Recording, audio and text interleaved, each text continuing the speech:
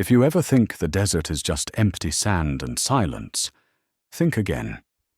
Because what we found buried beneath the Mojave wasn't abandoned.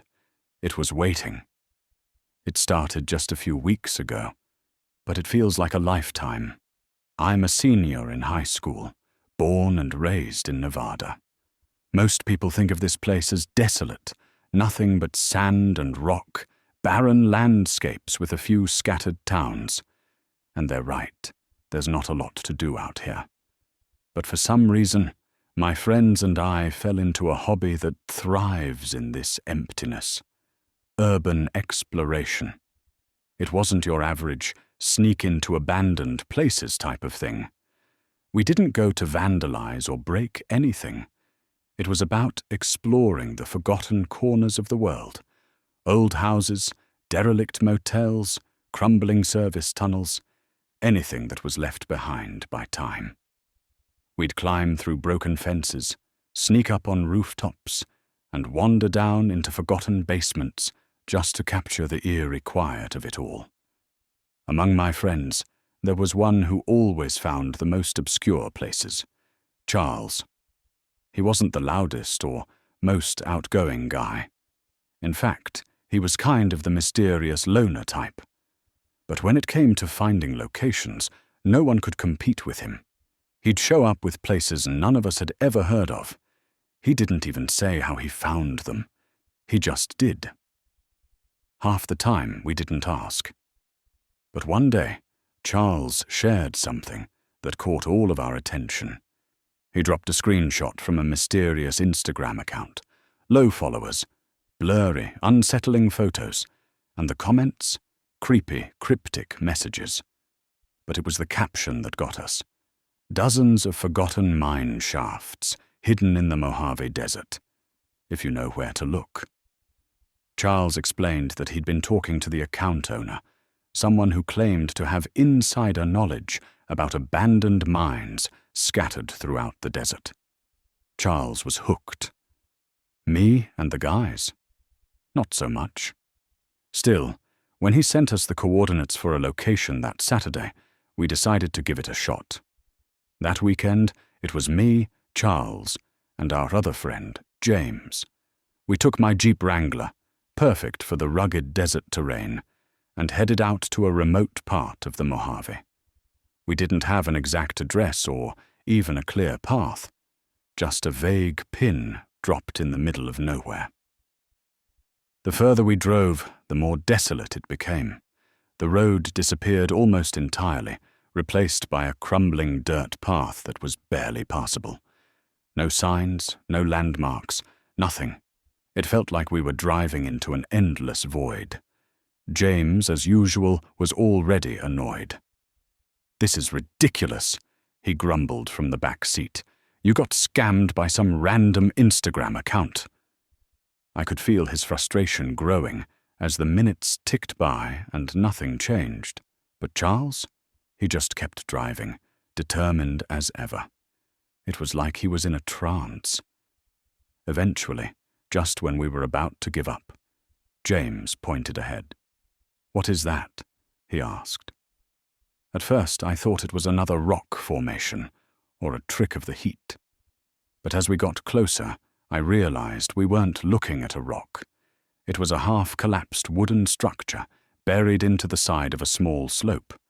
The entrance was caved in, but there was a dark opening behind the support beams. Charles didn't say a word. He just pulled out his phone and opened an offline map he'd downloaded before we lost service. He dropped a pin on the spot. "You were right," he said to James, a grin on his face. James wasn't so convinced. "It's just luck," he muttered. Still, I had to admit it was crazy. We had been driving in circles, deep into the Mojave, and somehow we had actually found it. A real mine shaft. We parked the Jeep a few yards from the entrance, grabbed our gear, and started walking. Charles had even brought us masks, which I thought was a little overkill. But I had a feeling I would end up thankful for them. Up close, the mine shaft looked even worse than it had from a distance. The structure was rotting in places, and the smell of rust and decay hung in the air. The earth around the entrance was uneven, and I could tell that whatever was left inside hadn't been touched in decades. We peered inside. Charles tossed a rock into the darkness, and we all waited for the sound. A few seconds passed.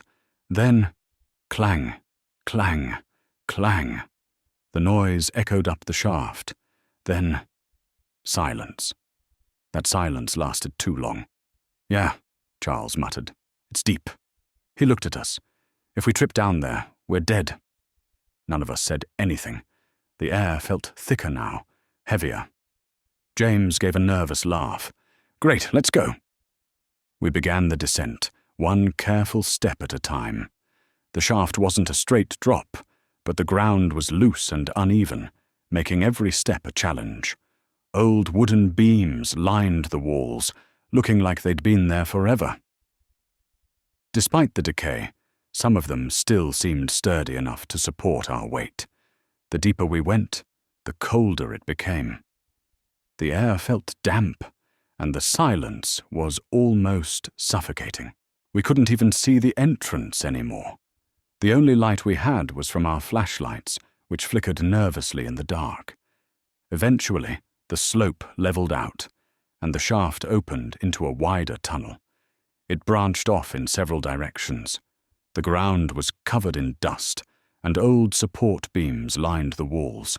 Rusted rails were half buried, and there were scattered remnants of what might have been mining carts or old tools. But there was something else. The air smelled stale. Heavier, somehow, like something had been down here long after it had been abandoned. We picked a tunnel and started walking down it, not really expecting to find anything. We were just exploring, trying to uncover the past. But the deeper we went, the more uncomfortable I felt. Then we heard it. Something dragging. It started faint, like a distant whisper in the dark. At first, I thought it was just the wind, but then I saw Charles stop. His face went pale. James looked over at me, motioning to turn off our flashlights. We did. Complete darkness surrounded us, and we stood there, holding our breath. The dragging sound came again, closer this time, scraping against the dirt. It sounded like metal or wood being dragged along the ground, but it was hard to tell in the dark. We stayed there in silence, each of us straining to hear. The noise grew louder, closer, closer, but there was nothing around us. Then James accidentally flicked his flashlight on. It only stayed on for a second before he turned it off, but that was enough. The scraping stopped. Everything went still. Then, out of nowhere, there was a loud clang. Metal on metal. It sounded like something had been dropped, or maybe something was coming toward us. That's when we heard it. A scream. Not just any scream. It was inhuman, animalistic, a terrifying, demonic sound that reverberated through the tunnels. My blood ran cold. My heart slammed in my chest as I turned to run. And run I did. I've never run faster in my life. I could hear footsteps behind us. Heavy, dragging footsteps. Something was chasing us. Something I didn't want to find out about. I was the last in line. I could barely keep up. My mind was racing, my breath ragged. And then I tripped. My shoe flew off, and I tumbled to the ground. The noise grew louder behind me. Panic set in. I scrambled to get up, but my legs felt like jelly. But then it stopped.